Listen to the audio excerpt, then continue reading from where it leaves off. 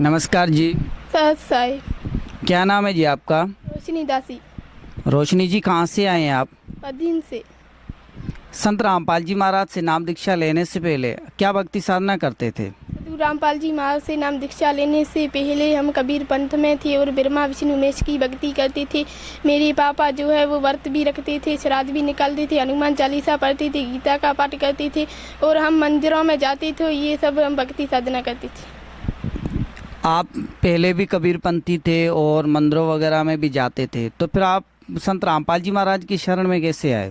संत रामपाल जी महाराज के शरणों में ऐसे आई कि पहले मेरे मम्मी पापा उपदेश लेकर आए। तो पहले मेरे मम्मी पापा आरती लगाकर प्रणाम करते थे, तो उनके साथ साथ मैं भी प्रणाम करती थी।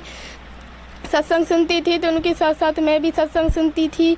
तो सतगुरुदेव रामपाल जी महाराज वेद खोल खोल के दिखा रहे थे कि ब्रह्मा विष्णु उमेश नासवान है, इनकी जन्म मृत्यु होती है। तो ये सुनकर मैंने 2018 में उपदेश लिया। संत रामपाल जी महाराज से नाम दीक्षा लेने के बाद क्या आपको कोई लाभ भी प्राप्त हुआ? जी सर, हमारे को बहुत सारे लाभ मिले। पहला लाभ तो मैं ये बताना चाहती हूँ कि हमारा जीवन सफल हुआ।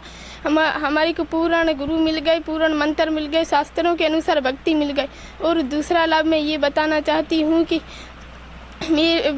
हमारा घर नरक जैसा था और मेरे पापा नशा बहुत करते थे, गुटखा खाते थे और सिगरेट पीते थे और शराब पीते थे और थोड़ा बहुत पैसा आता था तो इनमें लगा देते थे।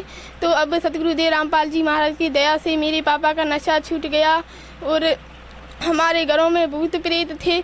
मेरी मम्मी को आकर भूतनी थी, वो सपने में रात को आकर कहती थी कि मैं ना तू अब कहती थी कि तू मैं आ रही हूँ, तू अब क्यों नहीं आई। तो ये कहकर मेरी मम्मी को तंग करती थी। तो सतगुरुदेव रामपाल जी महाराज के चरणों में आने के बाद भूत भी भाग गए और सतगुरुदेव रामपाल जी महाराज। और पहले हम बहुत गरीब थे, मालिक की दया से सतगुरुदेव रामपाल जी महाराज ने हमारा घर खुशियों से भर दिया। और तीसरा लाभ मैं ये बताना चाहती हूँ कि मेरे को एक दिन अचानक सूजन हो गई थी। तो मैंने परमात्मा को दंडवत प्रणाम करके कहा कि मालिक तुम दया करो, और चरण अमृत पिया और प्रसाद खाया और मैंने सतनाम का जाप किया। तो परमात्मा की दया से मेरी सूजन एकदम ख़त्म हो गई। और मेरे पैरों की अंगूठी जो है वो नाखून जो है वो निकल जाती थी, तो उनमें बहुत गंध भर जाती थी। परमात्मा की दया से अब मेरे नाखून स्वस्थ है।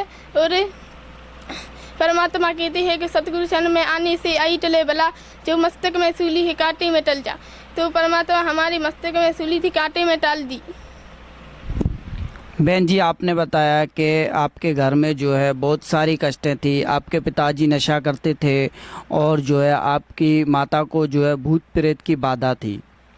भगत आत्माएं देख रही हैं, ये भी किसी न किसी मुसीबत में होंगी। और जो आज जो ये नौजवान पीढ़ी आपको देख रही है, आप भी एक नौजवान हैं, तो आज जो है लोगों का मानना है कि भक्ति जो है बुढ़ापे में करते हैं, तो आप उनको क्या संदेश देना चाहते हैं? भगत समाज को मैं हाथ जोड़ के प्रार्थना कर सकती हूँ कि परमात्मा कहते हैं कि जीव हमारी जाति है, मानव धर्म हमारा, हिंदू मुस्लिम सिख ईसाई धर्म नहीं करने वाला। मानव जन्म दुर्लभ है, मिले न बारंबार, जैसे तरवा से पत्ता टूट गिरे बहु न लगता डार। मानव जन्म पाए कर नहीं रटे हरिनाम, जैसे कुआ जल बिना बनवाया क्या काम। मानव जन्म फिर नहीं मिलता, सिर्फ भक्ति के लिए मिला है। और सतगुरुदेव रामपाल जी महाराज इस ब्रह्मांड में भक्तों का कल्याण के लिए आ चुके हैं और उनसे नाम दीक्षा ले और अपना कल्याण कराएं। बहन जी, संत रामपाल जी महाराज से नाम दीक्षा कैसे ली जा सकती है? गुरुदेव रामपाल जी महाराज से नाम दीक्षा 7 बजे टीवी पर 7 बजे से 8 बजे तक सत्संग आता है। उनके नीचे एक पीली पट्टी चलती है। यहाँ सोशल मीडिया पर जीनी की राह और ज्ञान गंगा सेवा चलती है। उनको कमेंट करके और सत्संग सुन के नाम दीक्षा ले सकते हैं। धन्यवाद जी। सत साई।